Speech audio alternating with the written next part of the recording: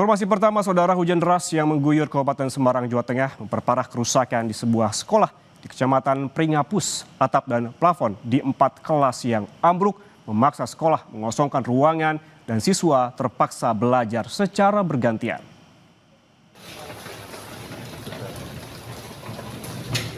Sejak tahun 2023, Sekolah Dasar Negeri Wonorejo 03 di Kecamatan Pringapus, Kabupaten Semarang, Jawa Tengah, rusak di sejumlah bagian bangunannya.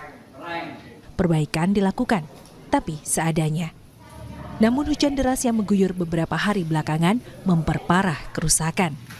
Atap di 4 ruang kelas menganga, plafonnya juga ambruk. Di bagian teras, genteng-genteng sudah hilang, sehingga air menggenangi lantai. Kondisi ini membuat kelas sama sekali tidak layak lagi digunakan, yaitu kelas 6A, 6B, 5A, dan 5B. Siswa pun mengikuti kegiatan belajar mengajar secara bergantian. Pagi hari, ruangan yang tersisa digunakan untuk siswa kelas 1, 2, 5, dan 6. Siang hari, ruangan digunakan untuk kelas 3 dan 4.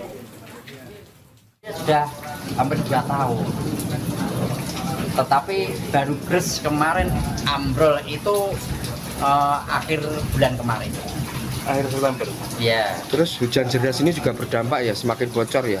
Ya, ada hujan kemarin karena hujan, nah jatuh ya pada jatuh. gendeng itu jatuh, tetapi jatuhnya kan malam. Nah setelah seperti itu dari pihak sekolah konsultasi ke akhirnya disarankan untuk dikosongkan ruang kelasnya. Nah cara menyikapinya maksudnya pagi dan agak siang, setelah kelas 1 kelas 2 pulang, nanti kelas yang lain masuk. Guru dan siswa berharap perbaikan segera dilakukan agar anak-anak dapat kembali belajar dengan tenang dan aman di ruang kelas mereka sendiri. Hendro Teguh Prastowo, Kompas TV, Kabupaten Semarang, Jawa Tengah.